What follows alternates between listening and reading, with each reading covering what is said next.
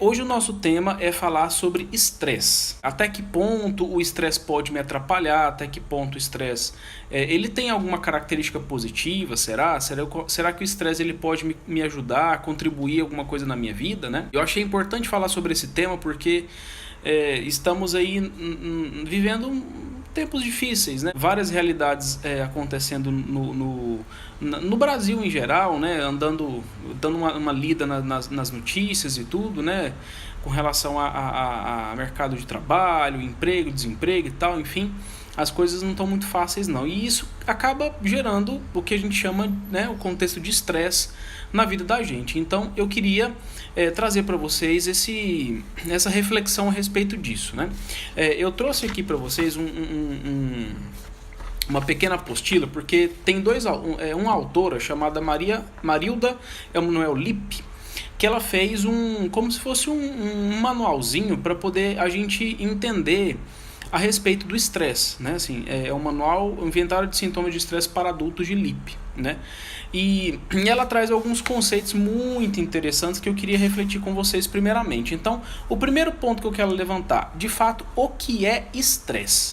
Para essa autora, estresse é uma reação do organismo com componentes que têm aspectos psicológicos, físicos, né, físicos assim, no corpo, biológico, mentais e hormonais, né, que ocorre quando surge, olha só, a necessidade de uma adaptação a um grande evento ou a uma situação de grande importância. Então, todas as circunstâncias que envolvem um grande evento, uma situação de grande importância, ela vai provocar uma reação no organismo que vai ter aspectos correspondência psicológica, física, mental e hormonal. E esse evento ele pode ser um evento de característica positiva ou característica negativa, de sentido positivo ou negativo. O estresse ele pode ser classificado também de algumas outras formas, né? No sentido assim, existe o estresse positivo, existe o estresse negativo, existe algum tipo de estresse que pode me facilitar viver a vida, digamos assim? Existe. Para Marilda Lippe, ela classificou também o estresse em 3 subtipos, né? Assim, estresse positivo, estresse ideal e estresse negativo. Olha que interessante. E o que seria cada um desses estresses, né? O estresse positivo, ela classifica como sendo aquele estresse na fase inicial, a fase do alerta. Daqui um pouco eu vou falar das fases do estresse, para a gente entender direitinho. O organismo, nessa fase de alerta, ele produz vigor, ele produz ânimo para a pessoa e vai fazendo com que ela produza, com que ela seja mais criativa, né?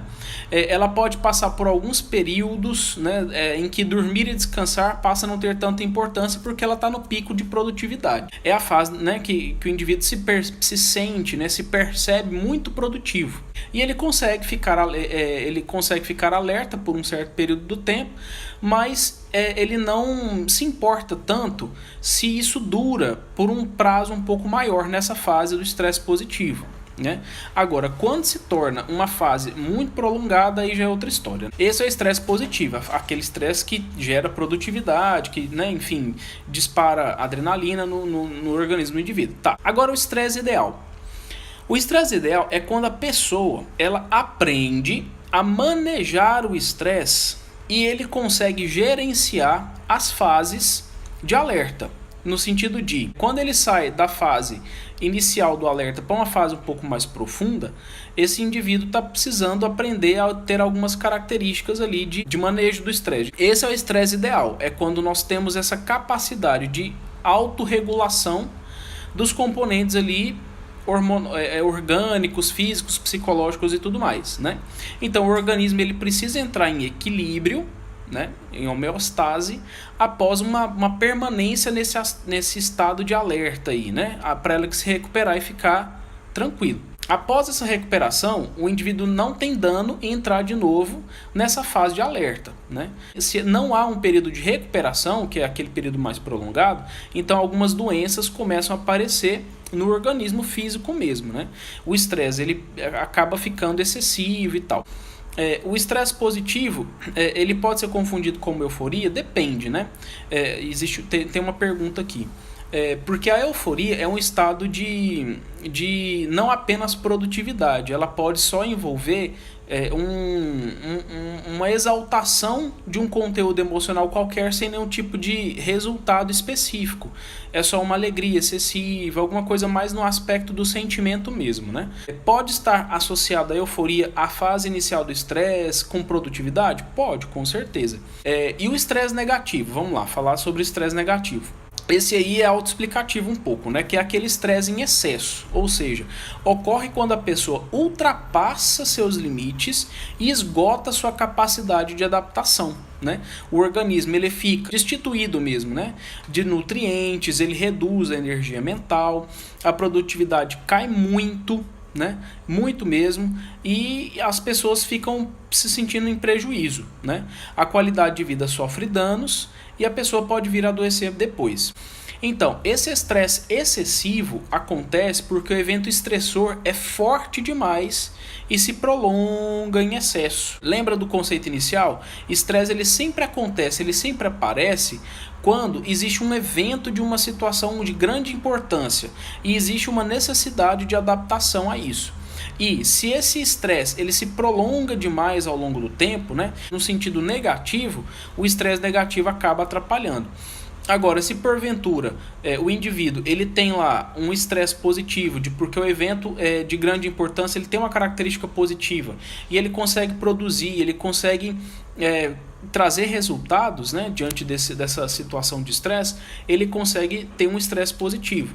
E se ele consegue manejar esse estresse, provavelmente ele está dentro do estresse ideal. Mas agora vamos falar um pouco sobre as fases do estresse antes de eu entrar em outros detalhes de como manejar isso, né?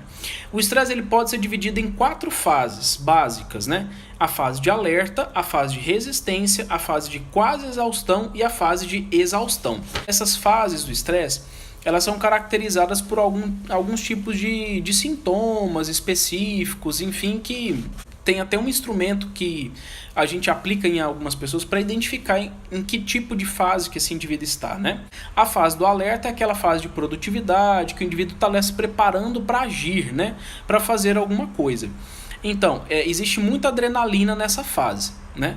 E a pessoa fica mais forte, mais motivada. Essa é a fase do alerta. A fase da resistência é quando essa fase de alerta é mantida por períodos muito prolongados, ou se novos estressores se acumulam na vida do organismo, né? E o organismo tenta entrar em ação para impedir o desgaste total de energia entrando na fase de resistência. Então ele fica tentando resistir àqueles estímulos estressores, é como se existisse uma briga ali, que ele está resistindo àquele estresse, aquela coisa ali que está acumulando na vida dele, de uma forma inconsciente, claro, né, para restabelecer o equilíbrio interior, chamado de homeostase, que foi quebrado na fase de alerta. Então a produtividade ela passou para uma sobrecargazinha, está aumentando, né? Então nessa fase de resistência a produtividade já cai dramaticamente e começa a se produzir uma substância chamada cortisol. Essa substância, ela é uma substância que faz o nosso sistema imunológico deprimir, né? Ou seja, cair. E aí o indivíduo fica mais vulnerável a contaminações por qualquer tipo de doença oportunista, como os vírus, bactérias, enfim, gripes, aí, algumas infecções, enfim, né? Então, já na fase de resistência, a gente precisa já ficar alerta com relação a isso, né? Agora, a fase de quase exaustão, ou seja, existe ali uma tensão presente que excede o limite daquilo que é gerenciável. Ou seja, a resistência física e emocional começa a se quebrar. Ainda há momentos em que a pessoa começa a pensar lucidamente, tomar decisões, rir de piadas e trabalhar. Porém, tudo isso é feito com muito esforço. E esses momentos de funcionamento normal, né, eles vão se intercalando com momentos de total desconforto. Muito desconforto mesmo. Há muita ansiedade nessa fase, então às vezes o estresse ele vem junto com a ansiedade. A pessoa ela experimenta uma gangorra emocional, né, que são as oscilações. E o cortisol ele é produzido em maior quantidade nessa fase de quase exaustão, e isso começa a ter efeito negativo e a destruir as defesas imunológicas. Então doenças mesmo realmente começam a surgir, né? Na fase de resistência já pode surgir algumas por contaminação de vírus e bactérias, mas na fase de quase exaustão algumas outras doenças mais sérias podem começar a aparecer, né? Que a gente chama de doenças psicossomáticas, algumas gastrites e enfim, algumas outras coisas nesse sentido. Essa é a fase de quase exaustão. A fase de exaustão é a fase mais negativa do estresse, é a fase patológica mesmo. É o momento em que um desequilíbrio interior muito grande ele acontece. A pessoa entra em depressão, ela não consegue se concentrar ou trabalhar. As decisões elas são muitas vezes não pensadas racionalmente. E doenças graves podem acontecer, como úlceras, né, que é uma gastrite bem grave, pressão alta, psoríase, vitiligo, né, que são doenças de pele e tudo mais. Da fase de resistência para a fase de exaustão, já é necessário um manejo, uma capacidade de manejar esse estresse. E como é que a gente faz isso? Uma das formas, né, que essa apostilinha aqui traz de como controlar o estresse é fazendo uma mudança do estilo de vida, né? Assim, mudando a alimentação, tentando fazer um pouco mais de exercício de relaxamento, né? Exercício físico, atividade física é muito importante, buscando uma estabilidade emocional maior, buscando uma aproximação de qualidade de vida, né? Dá uma olhada nas áreas de vida social, afetiva, profissional, financeira, espiritual, de amizades, estudantil, intelectual, para ver se tem alguma necessidade de algum ajuste dentro disso, né? Para poder dar uma equilibrada. E eu queria dar destaque para uma coisa dentro desse manejo do estresse. Como nós começamos falando que o estresse ela é uma capacidade de reação que todos nós temos, né? Diante de uma situação que exige uma adaptação perante um evento que está prestes a acontecer, então é importantíssimo a gente entender que um elemento ele é comum a todos, dentro daquilo que a gente fala de manejo do estresse. Se chama aprender a dar conta das situações que estão aparecendo, que estão exigindo de nós uma demanda maior, né? Ou seja, se está nos colocando numa capacidade de necessidade de adaptação maior, nós temos que dar conta disso. O evento ele tem uma importância. Se o evento tem uma importância, eu tenho que saber que tipo de capacidade esse contexto vai me exigir. Por quê? Eu vou precisar de aprender ou de desenvolver em mim competências sociais específicas, para que eu consiga manejar esse estresse, para dar conta de fazer aquilo que é necessidade do contexto no qual eu estou interagindo ali, que eu estou sendo demandado, né? Então nessas horas, o que eu preciso entender? Vamos supor de que alguém está precisando aprender a falar em público para apresentar um TCC, por exemplo. Um exemplo, né? Então, nesse contexto existe uma demanda, é um evento de uma situação de importância, é um evento positivo, a gente pode classificar como ele sendo positivo, mas dependendo da maneira com a qual a pessoa lida com esse evento de ter que apresentar um trabalho em público, ela pode se estressar perante isso. Então, esse estresse ele aparece porque a pessoa pode se avaliar como sendo incapaz de conseguir explicar os conteúdos, de conseguir lidar com uma plateia que às vezes pode ficar tendo avaliações a respeito do que ela está explicando, avaliações positivas, avaliações negativas, avaliações neutras, enfim, uma série de coisas que o indivíduo precisa aprender a administrar para ele conseguir lidar melhor com essa circunstância do estresse, né? Então, o treino de competência social ele é fundamental para isso, para que o indivíduo ele consiga se adaptar de forma eficaz e efetiva mesmo, né? Assim ele vai aprendendo a manejar um pouco mais esse estresse. Agora eu queria falar um pouco sobre doenças psicossomáticas e doenças psicopatológicas. Como é que isso se relaciona com o estresse? Enfim, até que ponto isso pode me prejudicar mesmo ou não? É um pouco subjetivo o prejuízo que o estresse traz. Por quê? Todo mundo já aprendeu uma série de coisas na vida. Por exemplo, para mim, expor situações em público não é um problema, né? Agora, para uma outra pessoa pode ser. Então, eu já desenvolvi algumas habilidades, capacidades que outras pessoas ainda não têm. Então, dentro disso, eu preciso entender o que pro indivíduo é uma situação de difícil correspondência para ele conseguir desempenhar bem o papel dele, né? Dentro daquela situação. O estresse ele pode vir acompanhado da ansiedade, porém não é igual. A ansiedade, por que ele pode vir acompanhado da ansiedade? Porque quando a gente fala de situações de desempenho, a gente sempre se projeta no futuro. Se eu tenho que apresentar alguma coisa, não vai ser hoje, né? Aliás, não vai ser daqui a um segundo, vai ser daqui a alguns dias ou alguma coisa assim. Então, a ansiedade ela sempre está relacionada a um evento futuro e que nesse evento futuro o indivíduo está avaliando que vai acontecer alguma coisa negativa.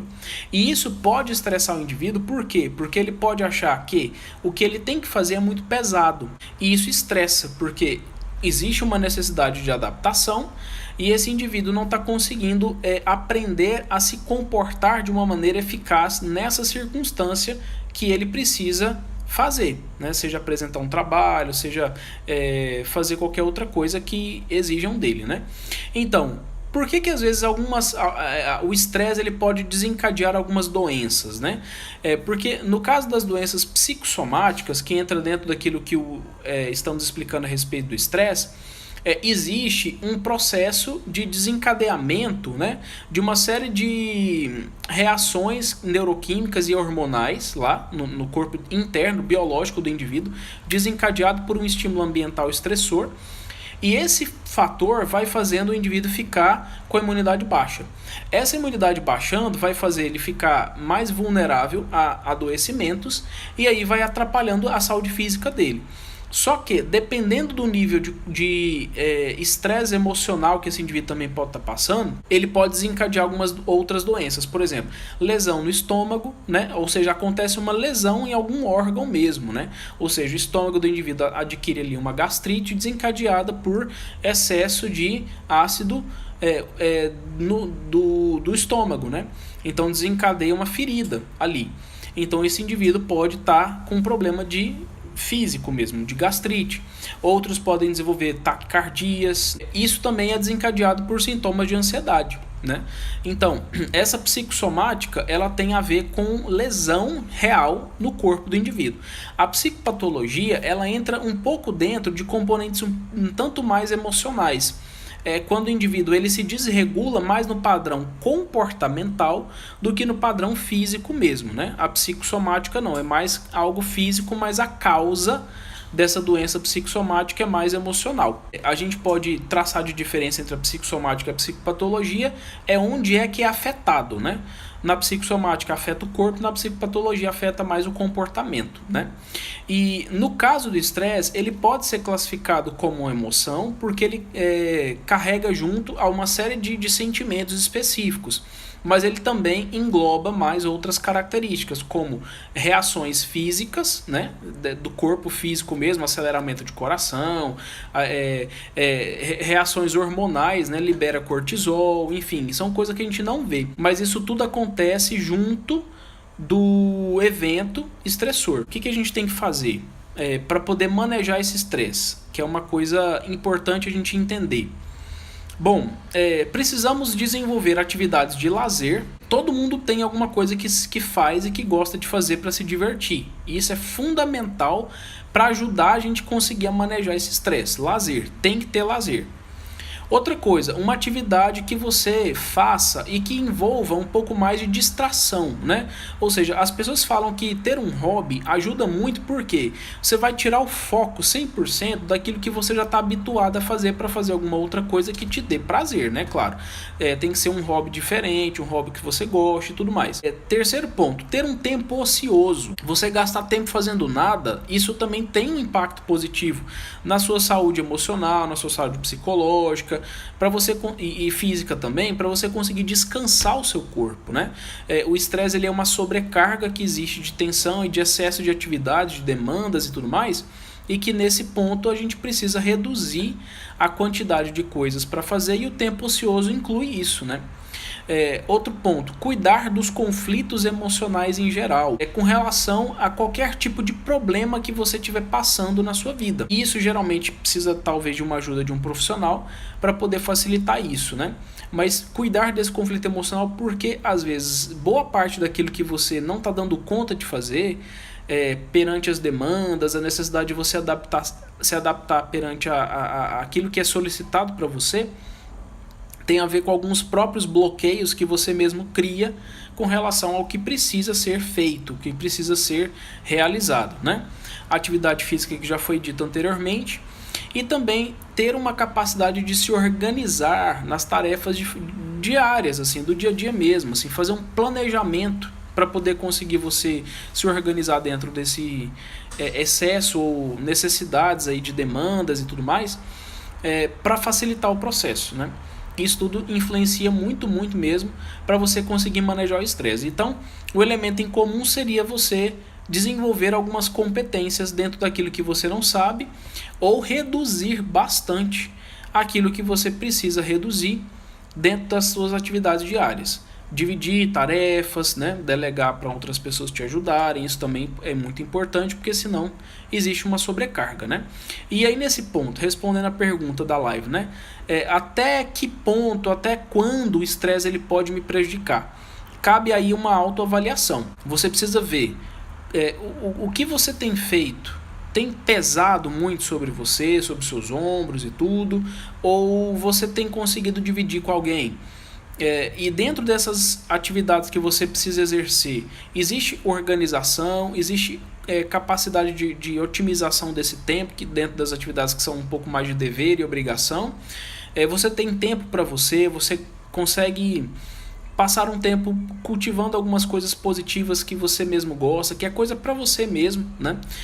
Isso tudo precisa ser avaliado para você saber dizer se o estresse ele está te prejudicando mesmo ou não. E alguns sintomas físicos que você pode estar sentindo, muita dor de cabeça, tensão física, você não consegue relaxar, aquela sensação de que quando você dorme e acorda, você acordou apanhado, assim, como se alguém tivesse te batido a noite inteira, né? Um cansaço físico muito grande, um cansaço mental muito grande, parece que você não consegue descansar a mente, né? Às vezes alguns sintomas físicos de doenças acontecem, mas dor de estômago, que às vezes evolui para uma gastrite, né? Algumas sensações ruins no coração, assim, um ataque cardíaco um pouco maior, que é uma descompensaçãozinha que às vezes acontece, e algumas outras coisas como doenças de pele, alergias, né? Você pode estar ficando muito gripado muitas vezes, ou então pegando algumas infecções oportunistas com uma certa frequência. Tudo isso pode ser sinal de que o seu corpo está passando por um processo de estresse. E você precisa olhar para ver se é isso mesmo, consultar com um médico, um profissional para ver se suas taxas hormonais estão todas boas, todas normais. E se porventura tiver tudo bem, procurar um profissional para que você consiga manejar tudo isso, né? Para poder ter mais qualidade de vida, né? Seria mais ou menos nesse sentido. E a gente tentar viver um pouco mais se capacitando, né? Aprendendo bastante coisas para a gente dar conta das demandas que a vida nos exige, que é muita coisa, né? A vida sempre traz situações que vão pesar sobre os nossos ombros e a gente tem que saber lidar com elas, a gente tem que saber corresponder de forma eficaz, trazendo resultados, né? Uma pergunta: e quando o estresse está sendo provocado por situações que dependem da relação externa, como pessoas, trabalho? Bom, aí cabe uma análise sobre o que é de fato essa pessoa, esse trabalho e tal, porque é muito particular, né? Tem situação que quando envolve uma pessoa que está trazendo um prejuízo, que é uma pessoa, sei lá, que tem um comportamento bastante provocativo, bastante punitivo ali de alguma forma, você precisa aprender a criar uma defesa emocional, né? Dentro disso aí. O trabalho é a mesma coisa, se está existindo uma sobrecarga de atividades, talvez falar alguns nãos, às vezes se faz necessário, né? Você reduzir a quantidade de coisas para ser feito, né? Isso também é muito importante para poder você conseguir alcançar, almejar nessa qualidade de vida. Se você tem a habilidade necessária para saber ser assertivo com a pessoa envolvida, com o contexto de trabalho, né? Enfim, envolve uma série de situações aí.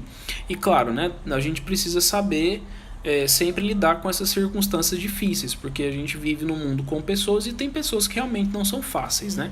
E ter habilidade para lidar com esse perfil de pessoa específico ajuda muito no manejo de estresse, para a gente não passar dor de cabeça sem necessidade, né? Seria mais ou menos isso. O que você faz que às vezes quando você está assistindo, vendo, né, te acalma, né? Isso é uma coisa que a gente pode usar como um elemento para poder aliviar a descarga ali, o peso emocional. O que você ouve que às vezes quando você está ouvindo te deixa mais em paz? Quais lugares que você costuma estar mais tranquilo, mais relaxado, né? Existe algum ambiente específico que você gosta de estar sempre para poder refletir melhor, para poder tirar o foco do dia a dia, das coisas? Isso é outra coisa também que pode auxiliar bastante, né? Que entra dentro um pouco daquela história da filosofia de vida, né? Da mudança do estilo de vida. Isso ajuda muito, com certeza ajuda muito. E tudo isso pode favorecer com que você maneje esse estresse, fazer reflexões para poder saber lidar com as demandas da vida. Mindfulness me acalma, a Maia Poliana está falando, ajuda muito mesmo, né? Você se concentrar no aqui e agora, evitar ficar pensando demais, né? No futuro, se concentrar no momento presente mesmo, estar presente no presente, né? Mindfulness é uma coisa muito boa, que ajuda bastante. Tem até um vídeo meu no IGTV aí falando um pouco sobre Mindfulness. Bom, pessoal, acredito que é isso. Era isso que eu tinha para falar para vocês sobre estresse, refletir com vocês a respeito disso. Daqui uns dias eu vou fazer uma aula específica a respeito de como superar traumas, né? Eu tinha anunciado isso numa live anterior, eu não lembro quando, e essa aula está quase pronta já, para a gente poder conseguir entender um pouco mais alguns aspectos a respeito de traumas, né, de feridas emocionais, que a gente precisa aprender a lidar um pouco com ela. Ela vai ser uma aula privada, né, ela vai ser uma aula específica, com conteúdo muito mais denso, muito mais profundo, né? Ela vai ser uma aula que vai ser cobrada, né? Vai ter um preço bem irrisório, mas vai ser cobrada, tá bom? E depois eu anuncio para vocês. Estresse é aliviado também pelo exercício físico. E como se motivar para fazer esse exercício físico? Pois é, Maia, nossa, como é difícil, né, pra gente poder fazer mais atividade física por conta da zona de conforto, do cansaço, né? Mas tem algumas dicas simples que a gente pode tentar fazer para poder auxiliar. Primeiro ponto, a aula vai ser virtual, tá, Maia? Vai ser online. Para a gente se motivar para fazer exercício físico, primeiro ponto, seria muito bom se a gente pudesse ter algum motivador de pessoa mesmo, assim, uma pessoa que sempre cobra da gente. A gente precisa divulgar para algumas pessoas que a gente sabe que são pessoas sérias, para elas poderem ficar cobrando da gente esse resultado. Isso é uma coisa que ajuda muito, muito mesmo, né? Para essa pessoa ficar no pé da gente e ficar nos monitorando. E a gente tem que pedir de forma específica isso. Falar, eu quero fazer atividade física dia sim, dia não, dia sim, dia não. E aí você comunica e a pessoa tem que ficar te cobrando, ficar no seu pé. E às vezes até, se pudesse, né, exercer o papel de ir junto, né, para poder motivar. Que é quando a gente faz atividade física com uma outra pessoa, a gente se sente mais motivado. Esse é um ponto. Outro ponto, Maia, Poliana, seria você tentar associar o exercício físico a alguma outra coisa agradável para você. Muita gente gosta de fazer atividade física com música.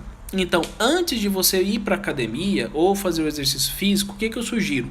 Coloca a sua roupa, mesmo se você não tiver vontade, tal, troca de roupa, põe a roupa de academia e coloca música, mas músicas animadas mesmo, que te faz agitar, entendeu? Músicas agitadas, né? Aquelas músicas bem para cima mesmo e tudo, para poder te deixar bem animada mesmo, né?